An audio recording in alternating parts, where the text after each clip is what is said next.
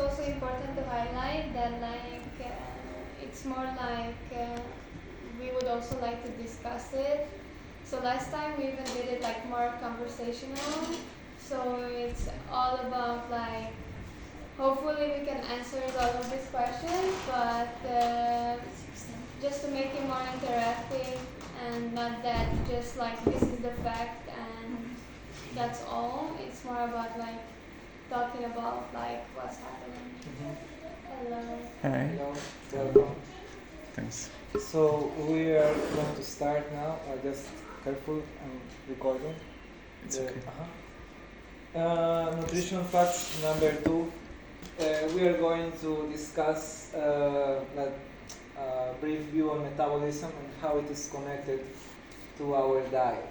So Anna, Balaji, and me are going to present this second edition. So the content for today is we are going to try to answer these questions. What is metabolism? What are the types of metabolism? What are the most known diets, and how metabolism connects with the correct diet? Because you may have heard about diets for a long while now. It's very common to try many new diets, but diets have some details that we should know in order to understand how can we take advantage of the best diet for ourselves. So we have this. What is metabolism? Can anyone tell me what is metabolism? What ideas come to your mind? Anyone wants to read this stuff? So metabolism sounds like a confusing term because if you go in depth into what it is, it can be very confusing, but it's much more simple than what we think. All of these are medical, biochemical, scientific terms that we won't talk about at all because we don't need them. What we need is a general idea of it, not to go deep into it because that's the beauty of scientifics and they love that. But so what is metabolism?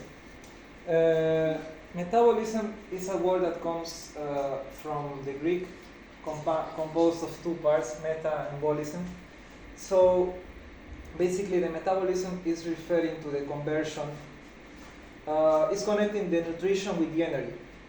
So the nutrition is going to regard all the fats, all the things that we are eating, the usual food that we are getting every day, and it's going to divide it into the macronutrients like carbohydrates, protein, and fat, like the meat, oils that we may eat, starch like bread, pasta, anything that we are eating, and it's going to, in a normal process, it's going to get this digested by our body.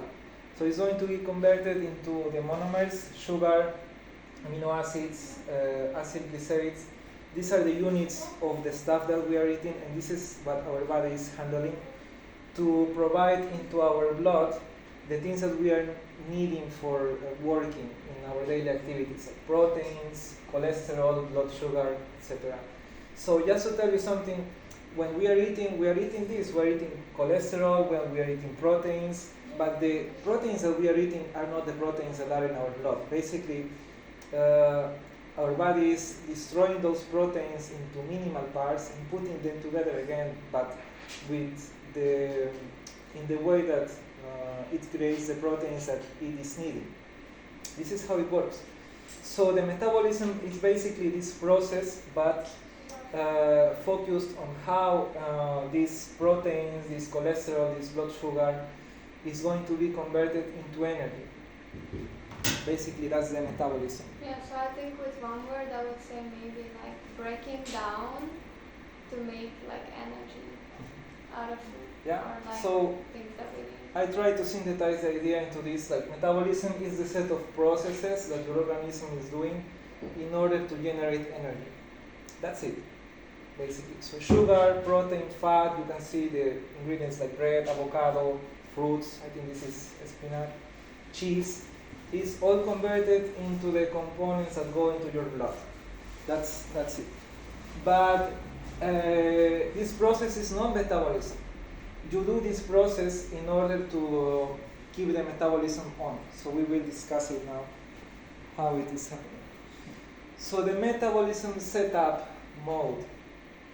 I'm going to tell you some facts about the metabolism, how it is working. So metabolism is a process that is involuntary and autonomous. You cannot do it by yourself. No matter how much you think about it, you can investigate it, you can read about it, but this is something that is happening like breathing. You cannot control it directly, but it can be altered. So it's a transformative process. It means that it's going to convert the sugar in your blood into energy, for example, or the fat that you have in your blood into energy too. This is how metabolism is working. So it's converting the food, the energy in food into a usable form that you can use for your own benefit. It's self-regulated because you don't do anything about it. If you're sleeping, if you're working, if you're running, you have no control on it, basically.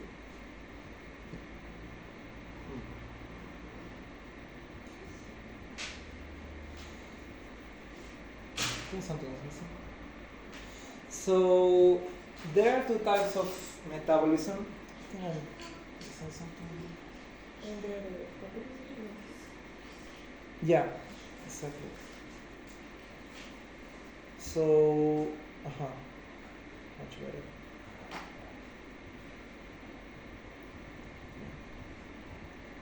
Okay, so I will go first here. So just to summarize what I said, like the food intake is going to be, let's say, composed into proteins, carbohydrates, fats, of course water, and other things you may eat.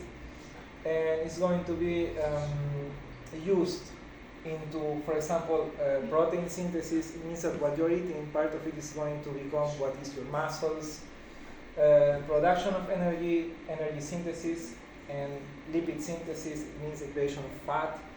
Like all the processes that you're having in your body, whether you gain weight, whether you lose weight, all of them are going to be related to metabolism.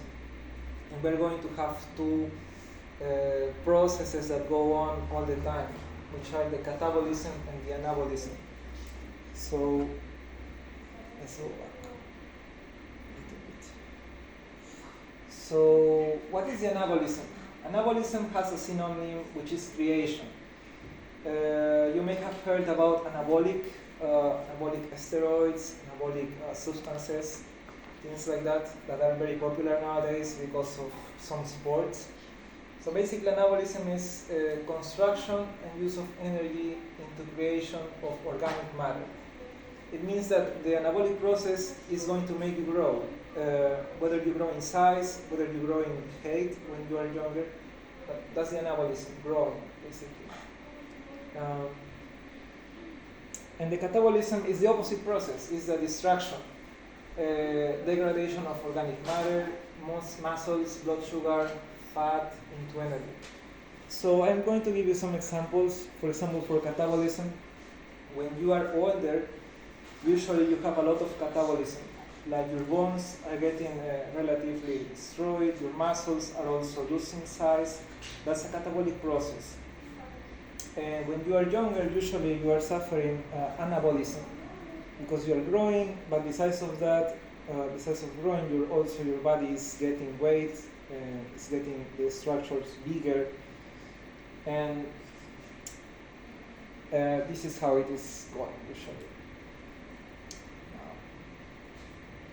So as I was telling you, there are two functions. The parasympathetic, which is called anabolic, usually is, this is the scientific term for it, but basically it's having an anabolic function. So it's going to maintain, to build up, to regenerate. For example, if you have an injury, you have an accident, and you fall and you break a bone, the parasympathetic function of the metabolism is going to work into repairing your arm, for example. If you get an injury, it's going to get repaired by it. And the sympathetic is actually very simple. It's a catabolic one, and it's going to destroy and degrade. So Let's see. So, any questions so far? Okay. I think I don't have, but maybe that's good just for understanding. So like let's say when it comes like the destroying, like should we imagine like that if we let's say don't eat enough, is it going to also create this? Like is it going to start destroying? Or how should I imagine this? Yeah, so for example, if you are fasting or you don't eat for 1 or 2 days, the anabolism and the catabolism is relative. For example, if you don't eat in some hours, for example, your muscles are not going to get degraded into energy because you need it. For example, what will happen is that first your body is going to use the sugar in your blood to use it as energy, and if you don't have enough sugar or you didn't eat anything, after some hours it's going to start using some fat to convert it into energy.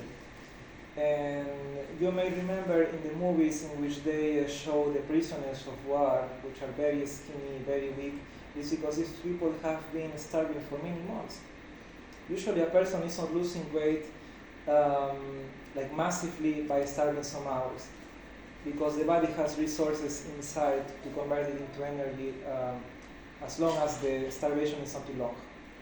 So usually these processes, the anabolism and catabolism, are kind of controlled in order to not affect you, because, for example, you have a normal level of sugar in your blood, and if it's dropping suddenly, you can faint, for example. This is what happens with many people that do extreme activity and didn't eat, for example, or did a very too much activity. Their blood pressure can go down and they can also faint. It's just an idea.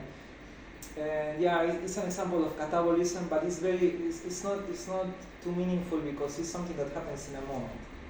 It's not going to degrade the resources of your body entirely. It's something more simple.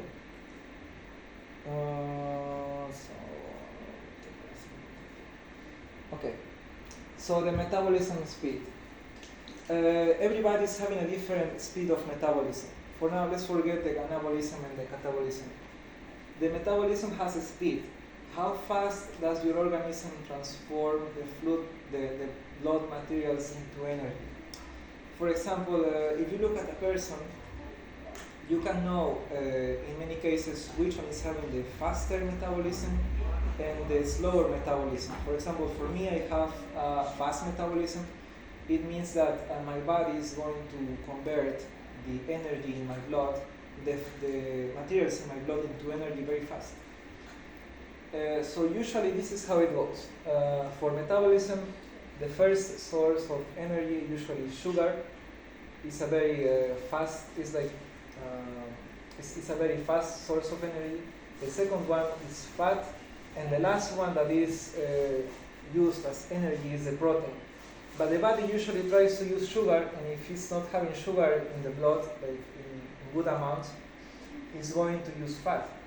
But usually it's going to try to put more sugar again into the blood in order to not use fat or protein, because these are really important in the organism to use it as a source of energy. Okay, so now... So people with fast metabolism tend to be skinnier? Yes, because usually we are all having the same amount of materials in the blood, but people with fast metabolism is using it faster. Is using it all the time, like it's constantly, let's say, burning the energy into energy what we are having. So people with, so this is what we are going now, the metabolism and diet. So you can have low, let's say, just an idea, okay, to explain it, like metabolism speed. Everybody is having a different speed of metabolism, low or slow and high. So you can find it in literature, like for high or fast metabolism, hypermetabolism or active metabolism, and for slow or low metabolism, passive metabolism, low BMR, BMR is basal metabolism rate, and brady metabolism, which are all synonyms. But what does it stand for, the BMR then? I BMR know, but just Yeah, the basal metabolism is what your body is using, is the energy that your body is using without you doing activity. So, for example, if you're sitting or watching TV, your body is still using energy because it has to keep you awake, but you're not doing activity. So it means that while you are standing, your metabolism is going to be low. Of course, it can be, for example, fast BMR, because BMR is just talking about metabolism. So the low and fast is going to be individual for every person. So I'm going to make a question. Which one is better? Which one do you think is better, the fast or the slow metabolism? no. I have ideas also about the slow one, but I'm curious, like why, if I ask, why is the slow would be also better? What can be the pros for a slow metabolism? Maybe if you're in some other conditions, if you're starving, maybe during some. We are going to answer that very soon. But how many of you, raise your hands, how many of you think that fast metabolism is better? 3, 4, 5. And how many of you think that slow or low metabolism is better? I think the medium. Yeah. I'm studying That's a nice question. That's a nice approach. So another question: does metabolism ever stop? Really done. Only when you die. Only when you are dying, metabolism stops. But this is very interesting because there are moments in life in which metabolism is very slow. It's really, really slow, like it was on. For example, you can maybe sitting, you can be maybe watching the TV, but without you doing nothing, your heart is never stopping. Like if you think about it, there are some organs that cannot stop. For example, if you are dying or you have an accident, let's say, and you are taken to the hospital and you are found brain dead, there is like 5 minutes in which the brain can recover activity and it will come back alive in almost, how do you say, like almost like you didn't have the accident. But if your heart is stopping, the death of the heart is more dramatic. For example, like there are organs that yes or yes need energy, that yes or yes need to keep functioning in order to keep your body alive. So it was just an idea. Some organs like the brain, like the heart, are really sensitive to the lack of energy and the lack of metabolism. Just an idea. Okay. So we're going to talk just very briefly somatotypes. Usually a person with slow metabolism, balanced metabolism, and fast metabolism are looking like this, but not all the time, usually. And they have names for it. We call it the endomorph, the mesomorph, and the ectomorph. So as you can see, and as you can guess from it, if you have fast metabolism, it means that what you're having in your blood is going to be consumed fast and converted into energy. And if you need energy to keep doing an activity, your body is going to be slightly destroyed to use part of it as energy. For example, if I go running a marathon and I don't have any more sugar in my blood, my body is going to convert a little bit of my muscles into energy. So the thing is that with slow, balanced, and fast metabolism, this is happening all the time. It means that it doesn't matter if I eat or not, the tendency of my body is to consume more energy than it should. This is what is keeping me in a way thinner or skinny. And on the other side, for example, let's see the slow metabolism, you are going to have a good amount of resources in your blood that your body is not using. So what it's going to do with it is going to convert it into reserve of energy, which is having is fat, let's say. But it's not only that. If you see it, for example, there is also a tendency also in regulation of the organs. Like if you have fast metabolism, you can see also that it's not only about fat. For example, these people is not too fatty. These guys look quite athletic if you see it well. But there is also some difference in the sizes of the bodies, like the bone structure, the way they look in general. So the fast metabolism is having one disadvantage, that is having this tendency to convert everything into energy so deep that is sometimes not regulating well some other processes, like hormonal processes. Like, it's not that you're not going to have hormones. It means that sometimes or many times these people is having lower levels in certain hormones, is having lower amount of some functioning.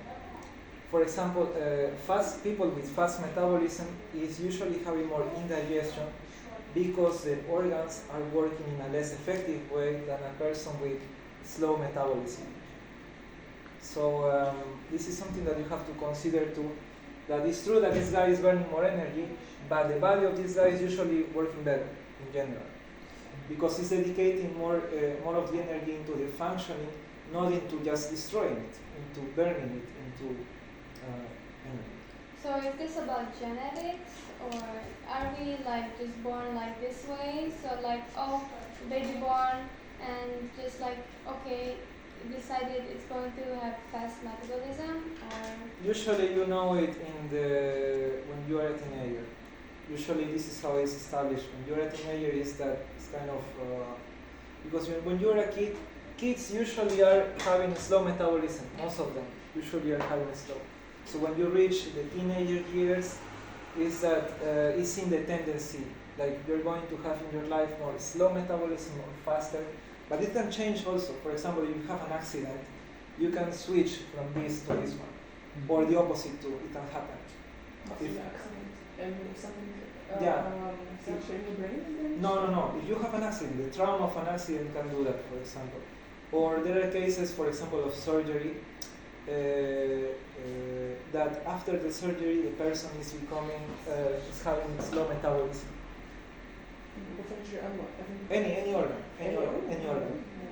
Yeah. Of course, not a surgery, for example, to the arm, but the removal of organs, for example. The removal of the appendix, for example, or removal of some other organ, like bladder, for example. It can switch, it can make these changes to happen. So it's just an idea. also about like maybe hormonal like balances. Yeah. I want to talk about that, or should I a little bit? The thing is that the hormones are controlled by your nervous system, and your nervous system is also controlling the metabolism. So these guys are working together, but they are not the same. So when something is stressing your nervous system enough, it can make these switches to happen. For example, you may have seen these people, this woman, or may have heard about woman that is losing hair after getting scared or having an accident, or people that, for example, are living in terror for some situation, or the stress post-traumatic. This is making very deep changes in the way that the nervous system is working. And it's not really explained, but it's described, because this is how people is reporting. Like they describe how they are changing their life. So the stress is having a big role in it. So you would like to continue? Because maybe it's I your would time. just say like I'm pretty sure like you guys heard about like hyperthyroidism and like hyperthyroidism. People have hyperthyroidism. Yeah, so like when it comes to like hormones, yes, okay, my bad. Thyroid is playing like a huge role. Let's say like people with like faster metabolism, they usually have like hyper working of their they work and the thyroid is working way more.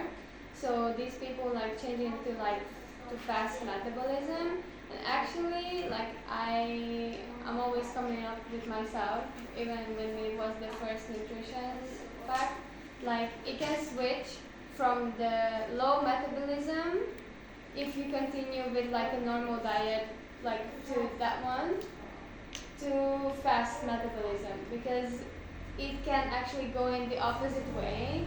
So what I wanted to say with this one is like we were choosing the middle ground, and I do think like it's kind of like the best. And I do believe in some kind of way you can control the metabolism. So like, of course it's like a never ending thing until you die. But I do believe you have actually a power to a little bit change it with your diet, which is that we're going to talk about. Now it's your turn to help. Yeah, okay. Okay, but I do need some help because actually, thanks for Renato, he did the presentation very nicely, and a few of the parts I think he's more expert because he's following the diet kind of, right? So, what about diet? Is anyone here like following any kind of like diets, or is there any restrictions in your diet that you currently facing? Nothing? I'm counting calories. Counting calories, yeah. It does count, yeah. Because you're trying to restrict your diet, so it is. So no one is following any specific diet, right? My husband is following keto diet for 1 year. Okay, that's good. And he lost like more than 40 kilograms. He lost 40 kilograms. Uh-huh. Okay, that's cool. Yeah, you? No, I Nothing? eat everything. You eat everything. That's good. Yeah. That's what we all love to hear. What about you? I don't drink milk and the gluten. See, here we So, come, you know. yeah. Okay, so we do have diet restrictions. What about you? No, actually I don't do anything. Anything, okay. What about Renato? And you Uh, guys? Just low fat diet. Okay, Natalie? I can't say that I choose something, but try not to overeat, so to keep balance. Okay. Okay, so there is like various reasons why we actually even do, I'm just like highlighting that word, we can do like diet. So when it comes to like, okay, I have to eat gluten free, it can be from your own free will that, okay, I feel not that pretty, so I will do diet. And when it comes to like diets, not all of them is going to be here. So it's mostly going to be like the keto, paleo, Mediterranean, and I can talk about more like the gluten-free diet, the lactose-free diet, dairy-free diet. So let's deep dive into it. I think I'm going to try to be more interactive with this topic. So does anyone know about the paleo diet or have any experience with the paleo diet? Because I think it's good to talk about it if you have like any like experience, because this is why actually we came up with this diet, so we can share ideas like how actually it works for you. I have actually never tried this one, but is anyone here? Attila? You seem like No, because I like the cookies, the paleo cookies. Oh, the paleo Those cookies. are much better than others. Okay. To be honest, I haven't tried this one. I'm not like a fan of these ones, but like all of my previous I don't know, I talked with my friends and they were like, oh, paleo is so good, it's very healthy because it's coming to what? Like the Stone Age and caveman diet. So they think it's like going back to your roots, you eating those things that would actually like not that processed, I guess. I mean, it's pretty cool. And you see like focusing on lean meats, fish, fruits, vegetables, nuts, seeds, and you excluding grains, legumes, dairy, and processed foods, which is actually I do think it's good, but let's say like I'm pretty sure you cannot take this diet like 100% like okay I'm just going to do this, because when it comes to like your personal life, you want to have like a piece of cake. It's not always going to be paleo, but I think it's like maybe a good start. I never tried it, but it seems actually nice. Any more, Renato?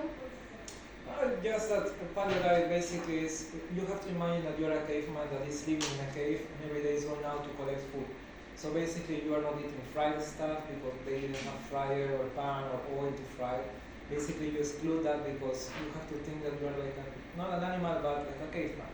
Go out, collect food, and if you think about it, if you want to eat rice, you cannot collect rice one by one, so it's kind of excluded.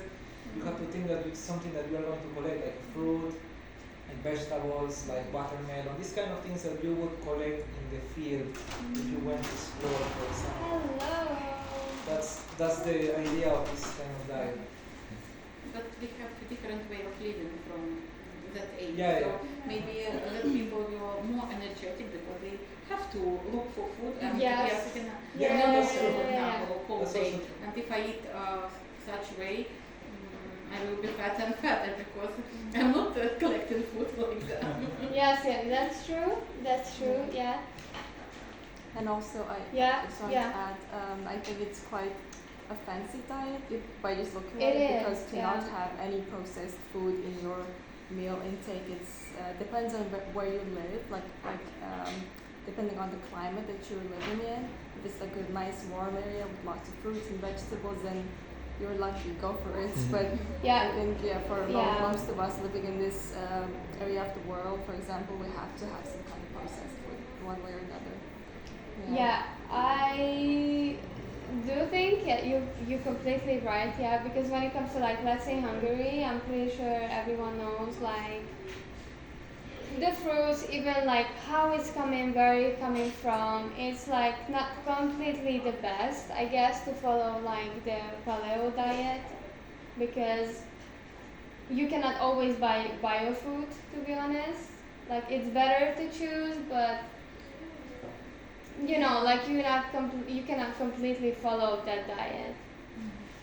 Mediterranean diet, I guess people who coming from Greece, Italy, and Spain already know this, but I think nowadays it's getting more and more popular because it's mostly involving like a lot of fresh vegetables, also like salads. Like for side dishes, they would not go for like fries, like potatoes, you know, they would go for these diets. And I'm pretty sure you know like the blue zones.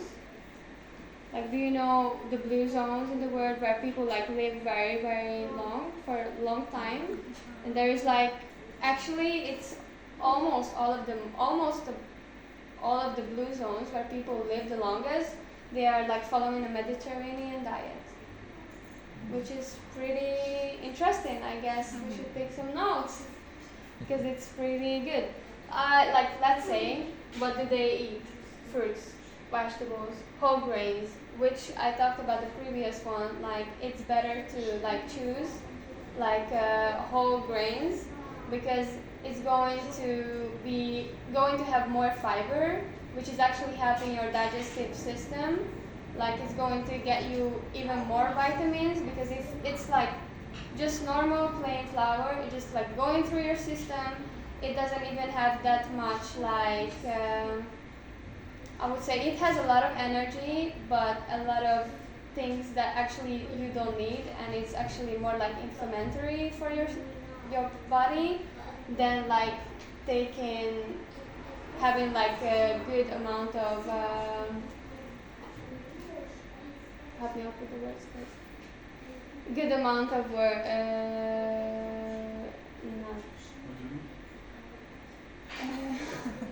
még magyarul se tudom, nem, hogy azt akartam elmondani, hogy nincs benne annyian mögös energia, hanem vitamin, meg olyan. I think, yeah, I guess like when it comes to like vitamins and nutrition, in fact, it's not the best. I'm sorry. I'm trying my best. Yeah, and healthy fats. Like, okay, if you think about like the Mediterranean diet, like, what would you think? What is the source of the healthy fats? Any kind of fish, seafood, Yeah, yeah, avocado. yeah. Can be also. Yeah, healthy fats. Yeah, and like olive oil. Like, let's say this one is one of the most popular. But I would also say I'm always coming back to my topic at the previous one. Like when it comes to like buying in the stores these olive oils, it's very tricky. I would say like when you see the color and if it's like very yellowish and very see-through, it's probably most likely very fake and it's already destroyed in the process how they made the olive oil. Like the best is to actually buy it in a glass container, I would say so, and you have to actually protect it from the sun. So if you see it's completely see-through and they try to sell you for double of the price that you can actually get for the good ones for like half of the price, it's not that good just because it looks way more fancier in the see-through glass and a nice logo on it. So I would choose like in a glass container and like if it's like black or is it protected from the sun because it will not destroy the nutrition in the olive oil. I'm actually more expert in like what to buy and how to buy than like following all of these diets. I haven't tried this one also. Is anyone? Just a note for the olive oil, the greener Yeah. it looks, the better. The yellower it looks is, Yeah. Like and also like if you look at it, I'm not sure if you guys ever look like videos how they like pressing these olive oils, and when it's like freshly pressed, it's like even has like such thicker consistency. It's not that like it's like sunflower oil or some kind of like normal oil. Just to complement, a good place that you can find good olive oil is in Asia Center, in Palota, 16th district. There are some good offers there you can buy. And it's very good for salads too. Like if you don't know how to eat it, you can make a salad with lettuce, vegetables, and pour some. Mix it. Yeah. One question. Do you guys know like is it good to cook with olive oil? Like let's say fry things in the olive oil. Okay. Because I asked it in the right way. Yeah, so it's not good. Actually, it's more like suitable for salads and not for frying because it's killing all of the good stuff in it if you fry it. Yes. What do you recommend for frying them? Frying? Don't fry. Yeah. I personally use ghee when I'm. That's good. That's good. I use also ghee, but maybe like a cheaper alternative. It's not the best. I know it has downsides, but coconut oil. I actually found a recipe how to make it myself at home, and I'm very satisfied with the ghee that We have to collect these recipes. I will try to find it. Like Yeah. if we have a break, like in the future. Oh, that's good. Thank you. Because, like, okay, we're talking about these diets, but I want some inputs and output also. Like, that's good. Okay. Oh, she just left. Okay. You can skip it maybe. Yeah. and go back. Vegetarian diet. Has anyone tried ever vegetarian diet? Yes. Okay, for what was the main purpose? Like what was the I don't know. Why you felt you need to follow this diet? Like ethical reasons. Okay. Does anyone ever try to be vegetarian? I did too. Okay. Are you still following it? No, unfortunately. Okay. You? Something like that. Yeah, something like that. Similar. Okay. So I guess most of the people know what is vegetarian means. So what would you say? What is vegetarian for you? If you just think about it, like, oh, I'm going to vegetarian restaurant, what would be the first thing that it would pop in your mind? You would not eat what? Without meat, Yeah. without eggs, dairy products. Um, That depends on how strict is vegetarian diet, yeah? Yeah, I would say it's like vegetarian and vegan. Vegan, Yeah, like it's more like towards like vegan. What you just said, like with the dietary and eggs. The vegetarian is more like it's like they don't eat meat. What about fish? Is fish restricted or not? My God, it's always such a I think like always a debated question, I guess. There's one called Because yeah, I know. Yeah, in the next slide is explained. pescatarian. Pescatarian. Yeah. So it's here. And Renato actually can talk more about this Yeah. because So yeah, basically the vegetarian is a group that is excluding meat. But if you're not having meat, you need an alternative for the source of protein. So there are other types of subgroups in the vegetarian diet, which are the vegan, lacto-vegetarian, lacto-ovo-vegetarian, which is including egg and milk or milk products. Because the idea of vegan is to be it's also having a moral or a social background to like not eat animals. Basically, if you're a vegetarian, you're expected not to eat animals. So in that way, you can be also vegan, which means that you don't not only not eat meat, but don't eat any product that is coming from animals, anything. You're not going to drink milk, not yogurt. It doesn't matter if it's fermented, because yogurt is fermented milk. It doesn't matter, you are not going to have it because it's coming from the animals.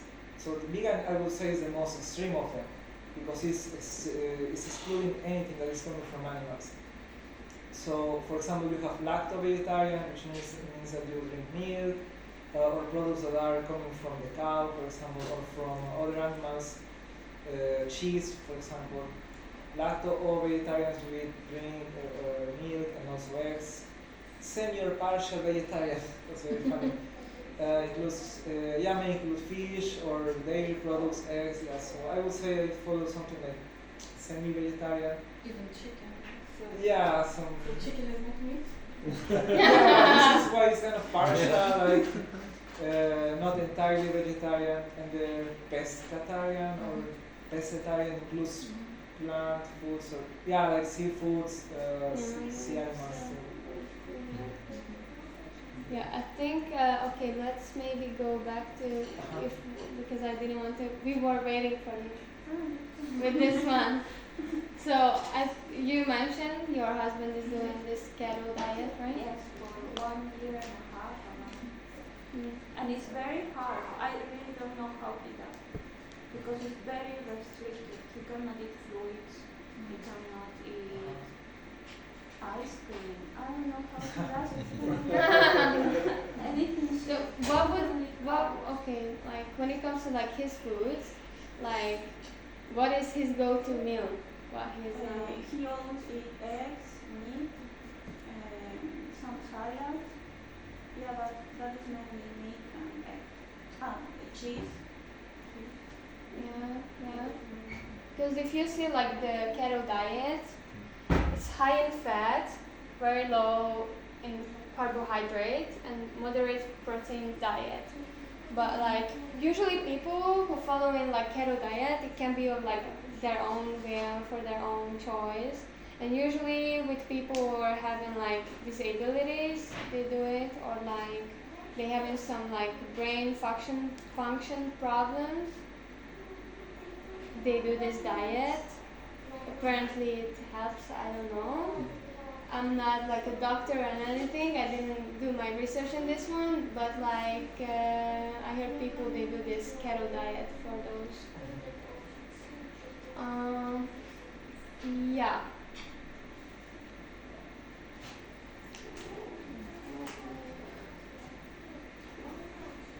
And now he left. Everyone is leaving when it's time. Okay. Yeah. Can you please? Yeah, I Because I'm not Yeah. you follow me this one. Yeah, so I wanted to make some stuff clear for the pescatarian diet or fish eaters. So this diet is going to include fish or fish-related products. So basically, the thing is that I think, and some professionals think that nutritionists commit a mistake telling us what to eat without asking us what kind of metabolism we have. Because some of us will really burn energy very fast, and some of us will just look something and be afraid of gaining weight. And this is something not only psychological, but this is our daily life. And we have to consider this thing that not all the fish is the same. So there are some fishes, for example, like cod, or I don't know names of fishes here, but usually river fish is having low fat. It's low fat, and the meat is going to be kind of white, because internally it's going to have very, very few reserves of fat. And for example, salmon and tuna are fishes that have a very high fat muscle. So it means that in between the muscle are going to have fat reserves. And pescatarians, people that want to eat fish, should know it. For example, shrimp. You guys know shrimp? Mm-hmm. Shrimp is known for having high levels of cholesterol too. So it's kind of important to know these kind of things because it's tasty, but it's also having, for example, I can eat shrimp, but not too much because I cannot digest well some seafood, no problem. But you can keep in mind these things. Like egg is also having cholesterol. So some people say, no, I don't want to eat that because it has egg and I'm in a kind of cholesterol restricted. And they say, I can get some shrimp, and they don't know it. So they should kind of know these kind of details.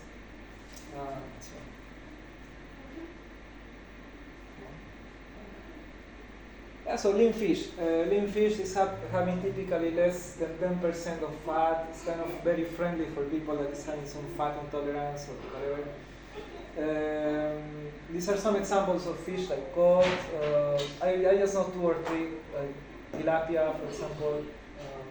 But some of them are common European fishes that I could find. And the fatty fish is also usually found in the sea, like sea fish, like salmon, mackerel, herring, sardines, tuna. You know, and this is very interesting because I found in the supermarket, usually I go to Lidl, but I found in other ones too, like Spar, very good offers in herring fish, sardines, tuna, all of this, almost all of this. Rainbow trout, so maybe you cannot eat it weekly, every day, but maybe once or twice a week if you feel tempted to try it. It's kind of nice. Also, shellfish and shrimp are also in this group due to the high cholesterol component. And something very interesting for the guys that want to improve, let's say it's here, right? Sexual power. The shrimp and shellfish are very good for that. It's really improving the hormonal levels. It's a note. Side note. Only for guys. Oh, for both of them. Yeah, both of them. It's really, they call it, I don't know the term, like in Spanish it's afrodisíaco. I don't know. Aphrodisiac. Aphrodisiac. Yeah, that's that. Yeah.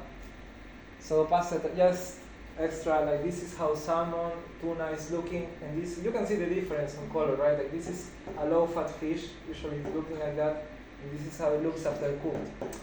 I had an experience with salmon. I bought it, and I knew it. I knew that it's fatty because I worked in a sushi bar, and I said, I'm going to fry it, and I'm not going to put any oil. Let's see what happens. It was so oily, but it was really dripping. I didn't need to put any oil. I just put the salmon on the pan, I flipped it, and it cooked very well. Tuna, I have not fried tuna, but I'm sure that it's similar. But for this one, it's going to stick to your pan if you want to fry it. So you should add maybe a little bit of oil. So yeah, this is only the difference how it looks raw and how it looks cooked. If you want to try at home. Okay. I think we're about to finish with the diets. You wanted to, yeah. Okay, I think this one, like the low carb diet, I'm pretty sure like everyone knows this. I think this one, one of the most popular, I guess. Like when it comes to like diets, like oh I need to cut my carbs, so I would eat like more, I think vegetables, and I guess it's good to like have it a little bit like considered like okay I'm going to eat less carbs, but we do need actually carbs to keep going on with our days, because without carbs we would be dead, to be honest. So we do need carbs in our diet. And I do see people, they're like cutting their carbs completely. It can cause like hormonal like imbalances pretty badly, especially like in women. So just keep that in mind whenever you do a diet. First, it's better to do your research, or like at least try it for 2 weeks and just feel how you actually feel, because I think when it comes to like diets, it's very personal. It's mostly based on your feeling and how you actually feel from it.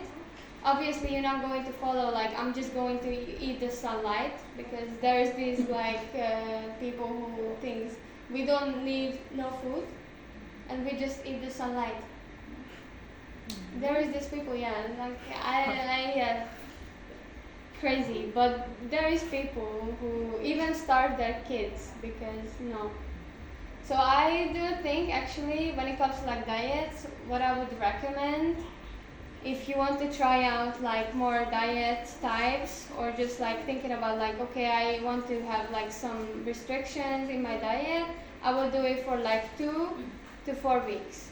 Because if you do it for 1 week, I don't think you would feel the change completely, because your body would start to actually like adjust on the 2nd week. It would just start the process to actually like start to adjust to the change actually. And also you kind of need to rewire whenever it comes to like a diet, your brain a little bit. And let's say what is important for a diet also. You need to actually enjoy the food. You definitely have to enjoy the food. So like I don't think it would work in the long run if you want to try like a diet that you hate the food, because that would just go bad and they would create more problems than actually like you had before. So what I would recommend, try to like actually take a paper, write down what you want to actually get rid of, what you think is bad. Search on actually even in the internet, like is it bad if I actually eat this for like I don't know twice per week? And I'm pretty sure there's like a lot of research like about the list. Usually like these fried stuff, it's not good, but last time I even talked about like the 20%, 80% rule that I'm following in my life. This is, I would say, the diet that I'm like following, besides like the other restrictions that I'm having in this diet, like 0 gluten, 0 dairy. But like 20% is for the stuff that makes you really happy, and you don't eat it like every day, just like very like, I would say once per month. You eat one slice of cake that you really enjoy and it's full of sugar. It's okay. But 80% just to don't feel really burned out from your diet or following like, let's say, a non-processed food diet. It's actually like good to take in mind, okay, like I have 80 and the 20 I can sometimes eat it, and you will not feel guilty, because we were talking about like how stress actually affects our body and it would cause way more problem. And when it comes to like diets, I know, because I had this like type of things, like I was so stressed, I need to calculate it. With calculation, I think like I'm feeling also stressed. Like I was very skinny, like 47 kilograms, and like they told me like, oh, you anorexic and all of this, and I had to calculate it every day to put it there. Like how much do I have to actually eat to gain weight? Now I'm okay. I'm okay, I look like a fighter now. But in that time I was so stressed. I was like, "Ah, I don't enjoy this, I need to eat this," and it just made me way more stressed and caused me way much more problems that I guess now it's hard to deal with it. So I would say like this 20-80 rule, if you just keep it in mind when it comes to like food or diet, I think it's a cool one. But what else more? Yeah, we still have going on. Oh my god. So yeah, low-fat diet. We were actually talking about this even with this fishes. If you consider like a low-fat diet, like okay, cutting all of the oils. I would also not recommend cutting all of the like fats from your life. It's like you have to know your own actually like problems within your body to first start a diet, because if you just blindly start a diet, you might actually need the fat more than something else. And if you follow like a low-fat diet, it can actually backfire on you. So what I would do first, I would actually like, okay, I'm sitting down, okay, what is my problem? Like I have to go to the doctor to get to know actually I cannot process like fat foods or fatty foods are not good for me, or I'm having like issues of what is it? APA?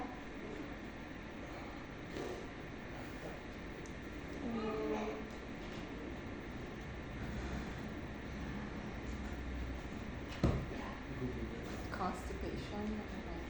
No, it's like it's like an organ. It's like a small organ and it can have stones. Kidney. No? No. Gallbladder. Gallbladder, yeah. Yes. Yes. So if you, let's say you have, Bladder stones. yes, no, it's like issues with it.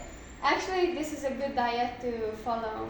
But when it comes to like diets, like these diets, unless it's like doctor proven, like I need to follow this diet, I would definitely not follow like a diet like very strictly, because first you're not a professional, like you don't know like what kind of things you would do to your body if you follow like a diet very strictly. It can like you can cut like a lot of nutrition actually that you didn't even know you actually need to function. You just think like, okay, this is so bad, I will not eat it. But let's say I need oils for what? Like plenty of the vitamins can actually like absorb in oils. So we do need oils in our body, and then plenty of things why we need oils, but just keep that in mind. Like don't be too extreme with your diet, I guess. That's what I try to say.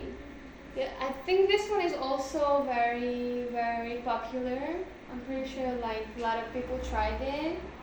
I have more experience with this one to be honest, but like what am I doing is usually like I'm not eating after like 6 p.m. and I have like a time where I can just let my body just rest a little bit. So like I'm not just feeding myself non-stop. So I would recommend people to actually like if you want to keep yourself in a shape, because like let's say you're eating plenty of food at night, you would not use that energy for what? You would go to sleep. Like it's better to eat it like throughout the day, and then later you can have actually like such a nice better way to sleep, like I mean like nice sleep, because what you're actually going to have, I'm pretty sure you guys had like similar problems when you ate too much at night and you had nightmare. Did it happen? 'Cause for me it's like I don't know, it happened plenty of times with me. So it's like, oh, there is still something going on within your body and you can just like not leave it just to rest. So does anyone have any experience with these? No, I did it, but I will put you as an example later. Yeah, it's hard. It's hard. You can even say now if it's connected. Yeah, like the thing is that intermittent fasting can be radical if because your body is constantly using energy, and if you restrict yourself to eat 6 hours in the day, like it means that you wake up, you don't have breakfast, you wait until midday, and from midday to 6 p.m. it means that you have 6 hours frame to eat, and then after midday to the night, don't eat anything. It means that you will be kind of satisfied for these 4 hours, but the rest of the day you will probably be hungry because you are used to it. So it's not good to do it just to say, okay, we'll start next week intermittent fasting. That's a bad idea because you will probably fail and feel bad with yourself. But if you're having breakfast, you have lunch, and you have dinner, and you think about it, I have breakfast at 8 and I have dinner at 9. It's more than 12 hours. Maybe I can every week reduce 1 hour. So I eat in between 9 hours, then 8 hours, and 7.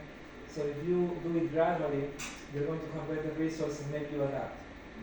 But doing it like starting intermittent fasting tomorrow is probably going to hurt you. Like not only physically, but you will only feel bad with yourself. So probably think, I couldn't do it. Like, Yeah, and of course also you can like because it's blood sugar radical. issues. Blood sugar issues, I Yeah, would say that's it. so. That's it. Like, yeah. When I first started, like all of these diet things, I think I had zero idea what to eat, how to eat, and I don't think I followed like strictly any of these diets. I think I just experimented with my own self, and it was not always pleasant, you know. Like I was like, okay, I would just eat later at like 1 p.m. or something, and I was like, oh, I'm going to faint. This is not good. So that's why I'm like saying I think it's like slowly, gradually, if you trying to think what can actually be the best for you, just like really take a paper, write down what are the things that you feel actually you have problem with it when you eat it. Try to avoid those actually, and try to build up your own like habit to build like, let's say, a weekly meal plan. Even with your own family, you guys can just like throw on a paper like, oh, I hate this, I hate that, I having problem with this one, and I'm like, okay, I'm talking very easily because I live alone. It's most probably harder for someone who has a family or kids, because you need to cook for plenty of people, and if you have to cook for like several other people, it's not that easy. The kids want to have chocolate. You know? That's most of the reason why I quit vegetarian, because four other parts of the family ate meat, only I didn't, so it was very complicated to cook 2 meals. Yeah. And also, like when it comes to like kids, like there is like families, so they really pushing the kids to do not eat. But I don't think for a kid it's like the best idea, because they need a lot of energy, and just let them eat while they can have plenty of stuff. But like in the good side, like not that much. Okay, yeah. Yeah, I'm going back. Yes. This is where for me it's going to like build up into very interesting because can anyone have any diet? Can you just say tomorrow I start this diet? I saw it in the presentation of Nutrition Facts 2. It looks so interesting and it's appealing to me. I will do it tomorrow. Can you just do it bluntly like this? Like start tomorrow. What do you think? Yes or no? I feel like you already answered this question. Yeah. From next Monday. Yeah, but this is something I did. I did many diets before and they were really hard, and I learned my lesson. I think you too. So, everyone can experiment. You know, like our body is going to keep loyal. It's not going to die. Like it's hard. So I will share some ideas before that. So now I'm going to connect metabolism and diets. So you realize, you understand now that there are, let's say, there are like 3, because one is the more balanced. But if we want to be strict, there are 2 tendencies, right? One of is having the high or fast metabolism, which no matter what you are eating too much, your body is going to destroy it. So you're going to keep, let's say, thin because your body is destroying it. It doesn't care about it. It's going to convert it into energy. So you don't reserve too much. And the other one that is having usually more anabolism is going to be the slow metabolism. It means that what you're eating is going to try to keep it for itself, right? This is why you have this tendency to gain weight. Very simple. But there are degrees of it. There are degrees of it. There are people that is extremely skinny, that doesn't matter. Like they tell them, eat more. You're eating too few calories. Eat more. The nutritionist is pushing them. You are too skinny for your age. Eat more. And they cannot gain more weight. They keep skinny. So this is a very extreme case. And you have also the very extreme case of very slow metabolism. People that is trying to restrict the diet. They are suffering at home, not knowing what to do because they feel that they keep gaining weight. And they are just disappointed with themselves because they think it's their fault. And sadly, it's not exactly like that. It's not entirely your fault because the nutritionist didn't tell you that, hey, you have this tendency, you have to restrict some stuff according to you. Because there's not one type of metabolism. We are seeing that there are two. And I have gone through this. And since I'm 16, I'm the same size, like the same height. And I was way more skinny, like 10 or more kilograms less. So I'm not gaining too much weight because I didn't put myself to gain weight, but I'm the same. I'm not gaining or losing weight for many years. And I've seen this stuff confirmed in some people, like this is just theory, okay? So let's not break our heads with this. So the slow metabolism or the anabolic metabolism, the guys that gain weight easily, which diets are ideal for them? Which diets are having good results for them? The ketogenic diet is a very good one. The pescatarian diet is a very good one. The low carb diet is a very good one. And the intermittent fasting is, if they do it well, it can give very good results. And I will tell you why. There are basically, if you remember, we saw it, there are basically three types of food, right? Let's go back. So we have the sugar or the carbs, the carbohydrates, right? We have the protein, and we have the, what else? One is missing. The fat. Yeah, most of the food is having these things. If you have rice is mainly carbohydrate. If you have meat or chicken, usually it's protein. And if you have fat, well, usually it's oil or some kind of butter or some, you know what we are talking about. You have the idea of it. The problem is that, let's say, in this kind of balance, you can be, for example, I am somewhere here, for example. My metabolism is fast, but it's not as fast as it was before. And the reason is that you can, usually you're on one of these sides, but what you're eating can push you into the extreme. Some foods push your metabolism into being faster, and some foods push you into being more slow. This is the fact. And the fact, for example, for slow metabolism is that some foods, especially carbohydrates, are pushing it into being more slow. Because when you're eating them, for example, you eat sugar, let's say, and you're already having sugar in your blood, you have some good sugar reserves. What is this sugar? You are not going to sweat the sugar. You are not going to go to the toilet and get rid of it. Because the sugar is going to go into your blood. What your body is doing is converting that sugar into more fat, for example. So the ketogenic diet, which is basically considering eating a lot of fats, a lot of this kind of food, is reducing the carbohydrates and is kind of pushing you back into the middle. The pescatarian diet, especially if you eat with fatty fish, is going to also help you out to come back because so you are restricting the carbs and you are having a lot of fat. The fat is pushing you, if your metabolism is slow, slightly, bit by bit, into the let's say more balanced metabolism. So ketogenic is not low carb, but because it's mainly focusing on eating protein and fat, it's having not too much carb, which is it's kind of the same but for different reasons. And the intermittent fasting too is very good, and it's excellent if you combine it with them, for the reason that it means that if you have 24 hours in the day, as you say it's midnight, and this is midnight again, and this is midday, right? So if you're eating, like for example, from 8 to 6, it means that you're eating how many? Like 10 hours, right? So in these 10 hours, your body will focus on digesting, but on the rest of the time, your body will focus on regulating itself. So bit by bit, your body will regulate itself into the, let's say, the balanced metabolism. This is how it works theoretically. So it's not good to just jump into it because it can affect you, but you can do it by time, like in some weeks, adapt your life to that.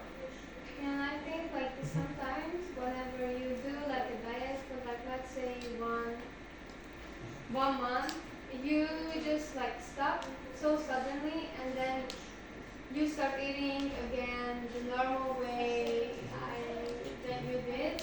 It can like really cause the yo-yo effect. I'm pretty sure like everyone heard about this. So it can have like the opposite of what you wanted, so it can actually backfire.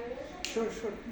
So now let's go to the other extreme. We talked about the slow metabolism. Now we're going to talk about the neurotic, the fast metabolism, the catabolic, the one that is destroying and not letting you gain muscle or weight, or is keeping you like stiff. Which diets are good for it? Paleo with no red meats. Let's put back the stuff here: the carbs, the protein, and the fat. Right? So low-fat diet and pescatarian diet with no fatty fish. This is the opposite. Like carbs are kind of good here, but fat can be lethal. Because the fat, the scientific name of fat is fatty acids. And anything that is acid is going to make the fast metabolism even faster.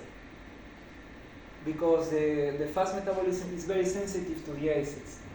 So for example,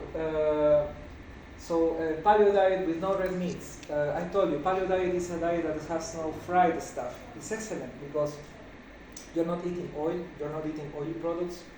Low-fat diet, you're not eating, it doesn't mean that you cannot eat anything. It means that you have to reduce it in a way that you eat very little compared to the rest of it, maybe 10, 5%. Low-fat diet, for example, I eat butter, but I don't eat too much. I eat just a little. I don't eat fried stuff. And pescatarian diet with no fatty fish. Yeah, that's also good. And something like for protein, the protein here. You have many sources of protein, but the same with the fish, that you have the oily fish, which is usually colored meat, and the not too fatty fish, that is the white one. You have two groups here in protein. You have the beef and pig, and you have the other one, which is chicken and turkey, similar. What's the difference? That beef is having a component that is called nucleic acid. This is what is giving the red color to it, and it's very, very stressing, very stressing for the fast metabolism, and it's making it go nuts. So if a person is skinny and they tell them, hey, eat more of this because it's going to give you protein, probably they are really damaging it because it's going to make only his metabolism go faster, and it's going to burn the sugar in the blood and also burn every reserve that it might have. But this is something that you see, like, it's more personalized. It depends on the person that we are talking about. And we go back now to the persons that are in between. The balanced metabolism. This is excellent. People that are athletic, people that usually are well-built, not too fat, not too skinny, are usually in a balanced metabolism. They basically can eat anything. And for them, the diet that is good is Mediterranean, the paleo diet, the vegetarian diet. Basically, they don't have too many restrictions.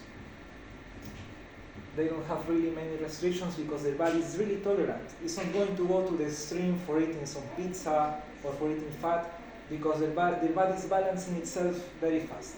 So these are kind of gifted people. Lucky. And hypo and hypermetabolism. This is what I told you. When you are in between, like you have a balanced metabolism, like the happy face, but you can go hyper and hyper. This is the extreme. Right? And the hypo. Hypo, it means that it's really low. This is really crazy, like nuts, burning everything that you're eating. So both are not good because in the hypo, like people is gaining weight, is having some issues because of the type of metabolism they're having. But the hyper is also bad because you can see a skinny guy is falling sick anytime. They tell him, hey, go play with your friends. No, I'm afraid I will have an accident, or I'm not strong enough. They can push me. Like fragile people, like these two extremes are really bad. It's not good. And the diet can really influence it. It's not going to influence you in a week, but after years of diet, it's pushing you to one of the sides. But if you are lucky enough that your metabolism is good and you are eating kind of balanced, as they say, the dietitians, probably you will be here. Like many people are just eating whatever they want and they are okay, which is not the case of everyone, sadly. What else? I think it's over. If you have any question, I'm happy to answer anything. How do we diagnose ourselves? Like, how do I know if I have like a... That's the bonus I was going to give you, like the bonus. But I will write it because I don't have. So I told you that you have two things and you cannot control it. I'm having fast metabolism, I cannot control it. But you can know how because of your body work. There are three things that are listed in the books. One is the sleeping. If you, for example, go to bed and you have issues for sleeping, or you sleep very, if you sleep very, if you hear a noise and you wake up, for example, you're probably having fast metabolism. Because of what? Because your body is not focusing on sleeping, it's focusing on producing energy, and you're in the background still a little bit active. And if you're having slow metabolism, doesn't care about making more energy, it's caring about restoring your energy, restoring yourself, and you will sleep deep. So people with slow metabolism usually, not all the time, usually sleep deep, so deep sleeping. Another one, for example, if you have fast metabolism, you can eat, for example, you eat in the night, and you will have issues for sleeping too, because the digestion is going to keep you awake. And the other one, you can eat maybe a meal or something a little bit heavy, and you go to bed like nothing happened. Another one, what else? So if you have fast metabolism, then you can eat at night. You will eat and you will have issues for sleeping probably. Okay. But if you have slow, you won't have. Yeah, because your body is working perfectly. Yeah. For morning. Yeah. I remember there were two more, but I just forgot. But usually, for example, the immune system, for example, a person that is hardly ever getting sick is going through the winter, the summer, is barely ever falling sick, very strong immune system, slow metabolism. Because the thing is that the fast metabolism is scaring some functions. It's not that you are going to get infected, it's that the body is not that efficient because it's focused on producing energy. The idea of it is that the main goal of it is making energy. So if you make energy for moving, for example, and you need energy for combat an infection or for just keeping the daily activities, you will scare some other stuff. So yeah, strong immune system, for example, strong immune system. Yeah, and people who are like, I think age lasts faster and having also like slow metabolism. They think if you have like a little bit more slow metabolism, it can like age you like way slower. So if you have like faster, you age way faster. Yeah, for example, you can eat red meat limitless. They give you a beef, you eat it, very good. And, hey, there's extra, you want to? Yes, give it to me. You eat more. But a person with fast metabolism probably will eat it too, but they will feel bad. Yeah, that's one of the also the things. So you can kind of guess which one you are. Like one or two of them are enough because these are conclusive. Like people that, for example, cannot sleep well, they go to bed and they are rolling all the night, thinking, they get up, they go to watch series, whatever. It's because they are internally still active. People with slow metabolism usually doesn't have this problem. They lay all the night, they wake up, it's too late, I sleep so much, but it was so good, right? So why would you feel bad? You slept very good. So these are the things that work in the background. You see, like it's not, but this is personal. You see, this is really personal. This is every person can check themselves out. And I think we covered right the idea of it. Like not every diet is for everyone. For example, intermittent fasting is not good for me. For example, I told you I have fast metabolism. I burn energy very fast and I only eat for 4 hours. Where I'm going to get energy from the rest of the day? I will suffer. I'm feeling weak. I feel that I'm tired. For example, but a person that is having a slow metabolism is distributing the energy very well with very little food. So it's good for them. Also, another factor for the speed could be how many times you poop, like in a day or in a week, maybe.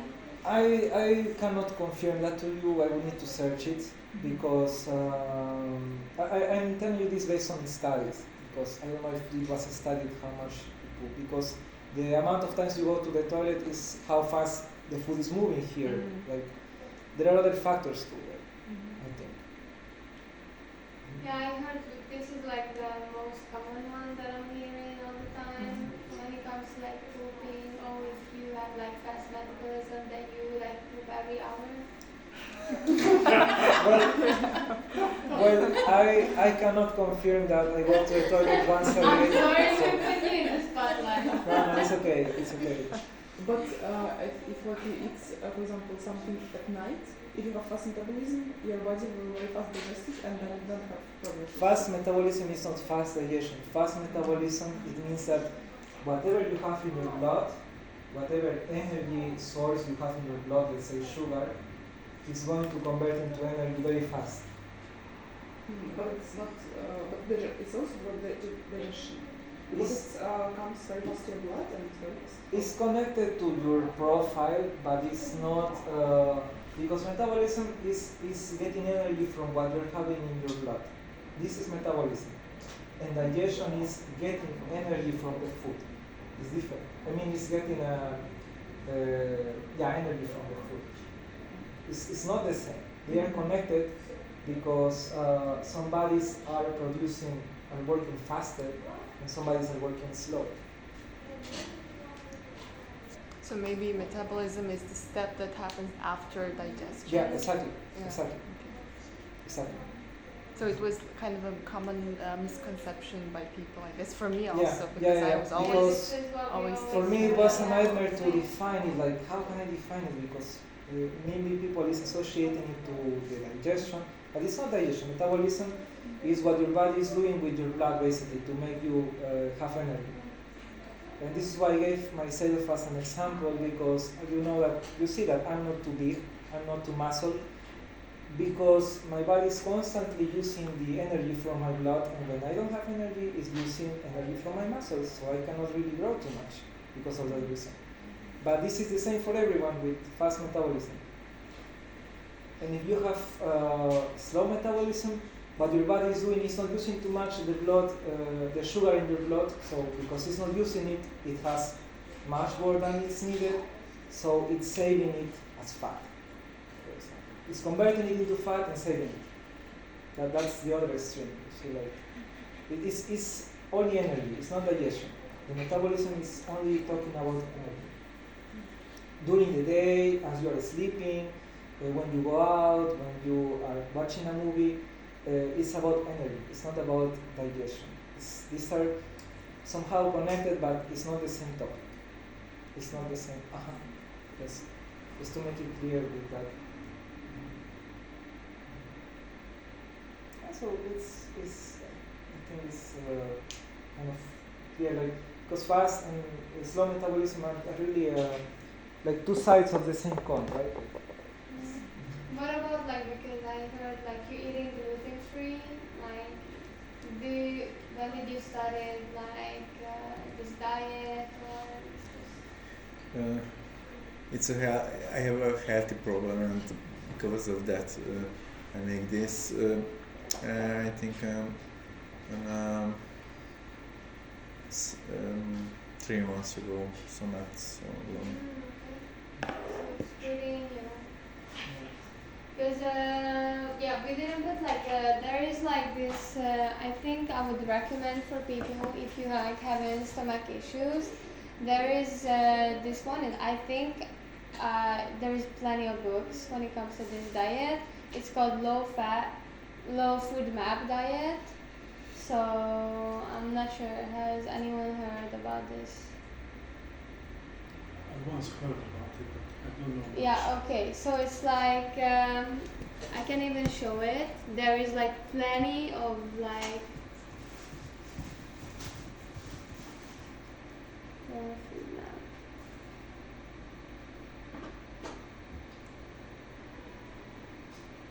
So